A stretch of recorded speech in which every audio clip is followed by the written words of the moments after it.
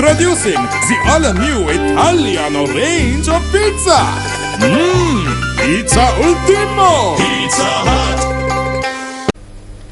கெபித்திகொல்லாவ ஹேரத் ஹல்மில்லேவர் ரஜமகா விகாரையில் இருந்த வரலாற்று சிறப்புமிக்க சந்திரவட்ட கல்லொன்று கொள்ளையிடப்பட்டுள்ளது. இராணுவத்தினர் என அடையாளப்படுத்திக் கொண்டு விகாரைக்கு வருகை தந்த சிலரினாலேயே இந்த சந்திரவட்ட கல் கொள்ளையிடப்பட்டுள்ளதாக விகாரையின் விகாராதிபதி தெரிவித்துள்ளார். ஸ்ரீ விக்ரமராஜசிங்க மன்னரின் காலப்பகுதியில் கெபிதிகொல்லாவ ஹேரத் ஹல்மில்லாவ ரஜமகா விகாரை நிர்மாணிக்கப்பட்டுள்ளது. விகாரையின் நுழைவாயில் இருந்து சந்திரவட்டக்கல் நேற்றிரவு கொள்ளையிடப்பட்டுள்ளது. வரலாற்று சிறப்புமிக்க இந்த சந்திரவட்டக்கல்லை புதையல் கொள்ளையர்களிடமிருந்து பாதுகாத்துக் கொள்ளும் நோக்கில் அது கான்கிரீட் இடப்பட்டு பாதுகாக்கப்பட்டு வந்துள்ளது. எனினும் கான்கிரீட்டை உடைத்து இந்த சந்திரவட்டக்கல்லை கொள்ளையர்கள் கொள்ளையிட்டுச் சென்றுள்ளனர். விகாரையின் பாதுகாப்பு கடமைகளில் ஈடுபட்டிருந்த சிவில் பாதுகாப்பு அதிகாரிகள் இருவரும் மண்டபத்தில் கட்டப்பட்டிருந்ததாக விகாராதிபதி தெரிவித்துள்ளார். வெளியோய ராணுவ முகாமிலிருந்து கெபிதிகொல்லாவ கேலனிகவ முகாமிற்கு செல்வதாக குறித்த நபர்கள் விகாராதிபதியிடம் தம்மை அடையாளப்படுத்திக் கொண்டுள்ளனர். அவர்கள் அளித்தார்கள். கதவை திறந்து பார்த்தேன். தாகமாக இருக்கின்றது என கூறினார்கள். நீரை வழங்கினோம். இந்த கான்கிரீட் அதிகாலை 2 மணி அளவிலேயே உடைக்கப்பட்டுள்ளது. இதற்கு கீழ் சந்திரவட்டக்கல் இருந்தது. சந்திரவட்டக்கல்லை அவர்கள் எடுத்துச் சென்றுள்ளனர்.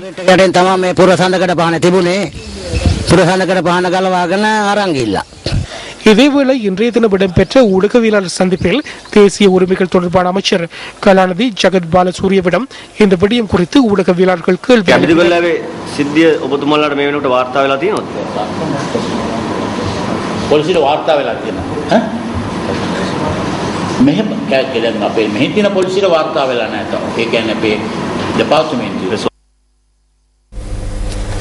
காலி தடல்ல பகுதியில் இடம்பெற்ற வாகன விபத்தில் பெண் ஒருவர் உயிரிழந்துள்ளார். இன்று அதிகாலை 5:30 அளவில் இந்த விபத்து இடம்பெற்றதாக போலீசார் குறிப்பிட்டனர். 70 வயதான பெண் ஒருவரே இவ்வாறு உயிரிழந்துள்ளார். உயிரிழந்தவரின் சடலம் தற்போது கராப்பட்டி வைத்தியசாலையில் வைக்கப்பட்டுள்ளது. விபத்துடன் தொடர்புடைய சாரதி வாகனத்துடன் தப்பிச் சென்றுள்ளதாக போலீசார் குறிப்பிட்டனர். வவுனியா, ஓமந்தை, இளைய மருதங்குளம் மற்றும் மருத்திருட்டிக்குளம் ஆகிய பகுதிகளில் நோய்வாய்ப்பட்ட 2 காட்டு யானைகள் பிரதேசவாசிகளினால் கண்டுபிடிக்கப்பட்டுள்ளன. இந்த யானைகள் நோய்வாய்ப்பட்டுள்ளமை தொடர்பில் வனஜீவராசிகள் திணைக்களத்திற்கு அறிவித்ததாக பிரதேசவாசிகள் கூறினர். இந்த காட்டு யானைகள் தொடர்பில் பிரதேசவாசிகள் மற்றும் ராணுவ வீரர்கள் வவுனியா வனஜீவராசிகள் அலுவலகத்திற்கு நேற்று காலையில் அறிவித்திருந்தனர். அதன் பிரகாரம் நேற்று பிற்பகல் 1 மணி அளவில் வனஜீவராசிகள் திணைக்கள உத்தியோகத்தர்கள் அங்கு வந்ததாக பிரதேசவாசிகள் கூறினர். தற்போது ஓமந்தை, இளைய மருந்தகுளம் பிரதேசத்தில் உள்ள காட்டு யானை கவலைக்கிடமான நிலையில் உள்ளதாக மிருக வைத்திய அதிகாரிகள் தெரிவிக்கின்றனர். ஒரு வகை வெடிப்பொருளை உட்கொண்டமையினாலேயே இந்த யானை நோய்வாய்ப்பட்டுள்ளதாக அவர்கள் குறிப்பிட்டனர். சம்பவம் தொடர்பில் அறிவிக்கப்பட்ட போதிலும் உத்தியோகத்தர்கள் வருவதற்கு தாமதமாகியமையினால் பிரதேசவாசிகள் மற்றும் ராணுவ வீரர்கள் இணைந்து யானைகளுக்கு இவ்வாறு உணவு வழங்கினார்கள்.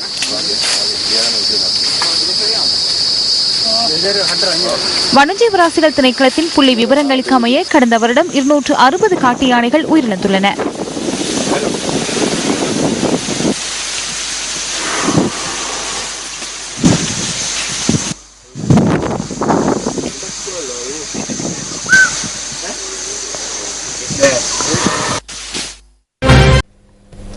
நாட்டு மக்களின் தேக ஆரோக்கியம் முழுமையாக வைத்தியசாலைகளின் ஊடாகவே பேணப்படுகின்றன.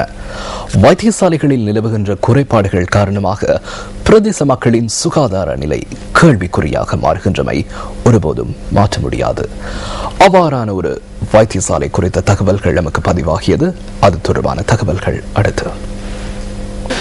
பொத்துவில் பிரதேசம் நாடளாவிய ரீதியில் அறிமுகமான இடம். அனைவரையும் சுற்றுலாத்துறையில் கவர்ந்த இந்த பகுதியில் பல குறைபாடுகள் நிலவுகின்றன. 40,000 மக்களின் மருத்துவ தேவையை நிவர்த்தி செய்யும் பொத்துவில் ஆதார வைத்தியசாலை பல்வேறு குறைபாடுகளுடனே இயங்கி வருவதாக அந்த பிரதேச மக்கள் குற்றம் சுமத்துகின்றனர். மாவட்ட வைத்தியசாலையாக இயங்கி வந்த இந்த வைத்தியசாலை 2007ஆம் ஆண்டு ஆதார வைத்தியசாலையாக தரம் உயர்த்தப்பட்டது. இருந்தபோதும் இந்த வைத்தியசாலை இன்று வரை மத்திய அரசாங்கத்தின் கீழ் கொண்டு வரப்படவில்லை.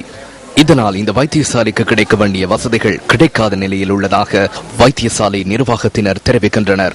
வைத்தியசாலையில் நிலவுகின்ற ஆளணி பற்றாக்குறை காரணமாக பிரதேச மக்கள் மருத்துவ தேவைகளுக்காக நீண்ட நேரம் பயணிக்க வேண்டியுள்ளதாக குறிப்பிடுகின்றனர். 39 தாதியர்கள் தேவையான இந்த வைத்தியசாலையில் தற்போது 20 தாதியர்களை கடமை புரிவதாக வைத்தியசாலை நிர்வாகத்தினர் குறிப்பிடுகின்றனர். அத்தோடு வைத்தியசாலைக்கு தேவையான சிற்றூழியர்கள் 10 பேர் தேவையான போதும் 2 மாத்திரமே உள்ளதாக அவர்கள் அவர்கள் குறிப்பிடுகின்றனர். மேலும் இந்த வைத்தியசாலையில் பொது வைத்திய நிபுணர், மகப்பேற்று வைத்திய நிபுணர் மற்றும் சிறுபிள்ளை வைத்திய நிபுணர்களும் இல்லை. வைத்தியசாலைக்கு 13 விசேட வைத்திய நிபுணர்களின் தேவை இருக்கின்ற போதும் தற்போது ஒருவர் மாத்திரமே கடமையில் இருக்கின்றார். வைத்திய நிபுணர்களை சந்திப்பதற்கு புத்துவில் பிரதேச மக்கள் 50 கிலோமீட்டர் தொலைவில் இருக்கின்ற ஏனைய வைத்தியசாலைகளுக்கு செல்ல வேண்டியுள்ளதாகவும் அவர்கள் குறிப்பிடுகின்றனர். ஆனால் இந்த வைத்தியசாலையில் போதிய வசதிகள் இல்லை. கட்டடங்கள் இருந்தும் இந்த கட்டடங்களுக்கு போதிய கட்டடங்கள் இருந்தும் போதிய வளங்கள் இருந்தும் அந்த ஆளாணி பற்றாக்குறை இந்த வைத்தியசாலையை போட்டு திண்டாட வைத்திருக்கிறது. போதிய அளவுக்கு ஆதி உத்தியோகத்தர்களும் போதிய அளவு சிற்றூழியர்களும் இன்னும் நியமிக்கப்படாமல் இருக்கிறார்கள். மிகவும் முக்கியமான பிரச்சனை இங்கே கன்சல்டன்ட் மார் இங்கே 2 மெடிக்கல் கன்சல்டன்ட் மார் போட்டிக்கு ஆனால் 2 பேரும் தற்போது இங்கே இல்லை. அந்த 2012ஆம் ஆண்டு ஒரு விபி வேலை செஞ்சார் இங்கே ஆனால் அந்த விபி 8 மாதம் வேலைஞ்சு போட்டு அவரும் சில வசதிகள் ஹாஸ்பிட்டலில் இல்லைன்னு போட்டு போயிட்டார். இதனால் இந்த ஹாஸ்பிட்டலில் என்ன செய்யணும்னா அன்றாடம் இந்த தேவைகளை பூர்த்தி செய்ய வர ஏழை எளிய மக்கள் மிகவும் கஷ்டத்தை நோக்குறார்கள். வெளிநாடுகளில் இருந்து உள்ளே பிரதேசத்துக்கு வருகின்றவர்கள் அவர்கள் சேவிங் போகிற நேரம் அவர்களில் மேல்களில் ஏறுகின்ற உபாதைகளுக்கு இங்கே அவசரமாக ஓடி இந்த ஆதார வைத்தியசாலைக்கு வந்தால் இதை ஆபரேஷன் செய்ய வேண்டிய சில முக்கியமான அமைப்புகள் வரும். அந்த கட்டத்தில் இவர்களுக்கு இங்கே எதுவுமே செய்ய இயலாமல் இவர்களை திருப்பி அனுப்ப வேண்டிய ஒரு நிலைமை ஏற்படுகின்றது. வெறும் கட்டடங்களை வைத்துக் கொண்டு மக்களின் சுகாதார தேவைகளை நிவர்த்தி செய்ய முடியாது என்பதை சம்பந்தப்பட்ட அதிகாரிகள் எப்போது உணர்வார்கள் என்பதே இப்பகுதி மக்களின் கேள்வியாகும். கொழும்பில் டெங்கு நோயாளர்களின் எண்ணிக்கை கடந்த 2 ஆண்டுகளுடன் ஒப்பிடும்போது இந்த ஆண்டு அதிகரித்துள்ளது. தொற்று நோய் ஆய்வு பிரிவின் தரவுகளுக்கு அமைய ஒவ்வொரு ஆண்டும் கொழும்பு மாவட்டத்திலேயே அதிகளவிலான டெங்கு நோயாளர்கள் பதிவாகியுள்ளனர். கடந்த 5 மாதங்களில் கொழும்பு மாவட்டத்திலேயே அதிகளவிலான டெங்கு நோயாளர்கள் இனங்காணப்பட்டுள்ளதுடன் அவர்களில் 3 உயிரிழந்துள்ளனர். கடந்த 5 மாதங்களில் மாத்திரம் 13,675 டெங்கு நோயாளர்கள் பதிவாகியுள்ளனர். அவர்களில் 3,506 பேர் கொழும்பு மாவட்டத்திலேயே பதிவாகியுள்ளனர். குருநாகல் மாவட்டத்தில் 1,776 நோயாளர்களும், கம்பகா மாவட்டத்தில் 1,523 நோயாளர்களும் பதிவாகியுள்ளனர். கடந்த 2 ஆண்டுகளுடன் ஒப்பிடுகையில் இந்த வருடம் கொழும்பு மாவட்டத்திலேயே அதிக அளவிலான டெங்கு நோயாளர்கள் பதிவாகியுள்ளனர். கடந்த சில வருடங்களுடன் ஒப்பிடுகையில் மே மாதத்தில் டெங்கு காய்ச்சலினால் பீடிக்கப்படுபவர்களின் எண்ணிக்கையில் குறைவை காட்டிய போதிலும் மழையுடன் கூடிய வானிலை ஏற்படுகின்றமையினால் ஜூன் ஜூலை மாதங்களில் டெங்கு நோயாளர்களின் எண்ணிக்கையில் அதிகரிப்பு ஏற்படுகின்றமை காணக்கூடியதாக உள்ளது. கொழும்பு நகரை அண்மித்த பகுதிகளிலேயே அதிக அளவிலான டெங்கு நோயாளர்கள் பதிவாகின்ற போதிலும் குறித்த மாவட்டத்தில் பல்வேறு நுழம்பு ஒழிப்பு திட்டங்கள் முன்னெடுக்கப்பட்டுள்ள போதிலும் டெங்கு காய்ச்சலை கட்டுப்படுத்த අපිට කියන්න බෑ BTI ඉස්සුවෙන් පස්සේ ඒක අසාර්ථක වුණා කියලා. BTI பாக்டீரியா வெற்றியளிக்கவில்லை என கூற முடியாது. தெரிவு செய்யப்பட்ட இடங்களுக்கு மாத்திரம் அதனை பயன்படுத்த முடிந்தது. பாரிய அளவிலான செலவு ஏற்படுகிறது. சூழலை நாம் சரியான முறையில் பராமரிக்க வேண்டும். නමුත් අපිට කරන්න තියෙන්නේ පරිසරය කළමනාකරණය. ඒ වගේම පරිසරය අපිට උචිත ලෙස සාදා ගැනීම. මේ දෙක අපිට කරා නම් රසායන ද්‍රව්‍ය සීමාවත් BTI සීමාවත් අපිට කිරීමට සිදුවන්නේ නැහැ. டெங்கு ஒழிப்பு ஜனாதிபதி செயலணியின் கீழுள்ள கல்வி, பாதுகாப்பு, அனர்த்த முகாமைத்துவம் உள்ளிட்ட அமைச்சுக்கள் சிலவற்றுக்கு நுழம்பு ஒழிப்பு திட்டத்திற்கான பொறுப்புள்ளது என சுகாதார அமைச்சு குறிப்பிட்டுள்ளது. இதன்படி அரசு நிறுவனங்களுக்கு வழங்கப்பட்டுள்ள ஆலோசனைகள் இதுவரை நடைமுறைப்படுத்தப்படவில்லை என சுகாதார அமைச்சு தெரிவித்துள்ளது. எவ்வாறாயினும் ஏதேனும் நிறுவனம் ஒன்றின் வளாகத்தில் நுழம்பு பெருகும் இடங்கள் காணப்படுமாயின் அதற்கான பொறுப்பை நிறுவனத்தின் பிரதம அதிகாரி ஏற்க வேண்டும் என்பதுடன் அவருக்கு எதிராக சட்ட நடவடிக்கைகள் எடுக்கப்படும் எனவும் சுகாதார அமைச்சு குறிப்பிட்டுள்ளது. இதேவேளை டெங்கு நுழம்புகளின் குடம்பிகள் அடையாளம் காணப்பட்டதை அடுத்து கொழும்பு பல்கலைக்கழகத்தின் சட்டப்பீடத்தை தற்காலிகமாக மூடி அதனை சுத்திகரிக்க வேண்டும் என கொழும்பு மாநகர சபை பரிந்துரையை முன்வைத்துள்ளது. பல்கலைக்கழகத்தில் கல்வி பயிலும் சில மாணவர்களுக்கு டெங்கு காய்ச்சல் ஏற்பட்டுள்ளது. இதனையடுத்து பல்கலைக்கழக வளாகத்தில் மேற்கொள்ளப்பட்ட சோதனை நடவடிக்கைகளின் போது நுழம்பு குடம்பிகள் பெருகும் இடங்கள் அடையாளம் காணப்பட்டிருந்தன.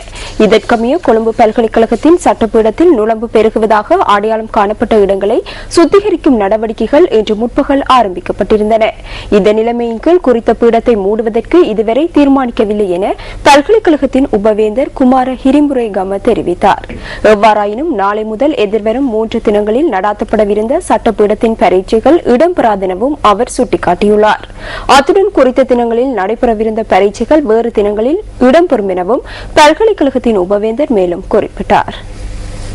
சட்டவிரோதமாக ஒரு தொகை தங்க ஆபரணங்களை சென்னைக்கு கொண்டு செல்ல முயற்சித்த மூவர் கட்டுநாயக்க விமான நிலைய சுங்கப் பிரிவினரால் கைது செய்யப்பட்டுள்ளனர். அந்த நகைகளின் பெறுமதி 52,75,000 ரூபாய் என சுங்க ஊடக பேச்சாளர் லெஸ்லி காமினி குறிப்பிட்டார். பூர்த்தி செய்யப்படாத தங்க ஆபரணங்கள் குறித்த பெண்களினால் மிகவும் சூட்சுமமான முறையில் அவர்களின் பாதனைகள் மற்றும் பயணப்பைகளில் மறைத்து வைக்கப்பட்டிருந்த போது கைப்பற்றப்பட்டதாக சுங்கப்பிரிவு குறிப்பிட்டது. இன்று அதிகாலை கைது செய்யப்பட்ட குறித்த சந்தேக நபர்கள் கொழும்பில் வர்த்தக நடவடிக்கைகளில் ஈடுபடுபவர்கள் என சுங்கப்பிரிவு சுட்டிக்காட்டியது.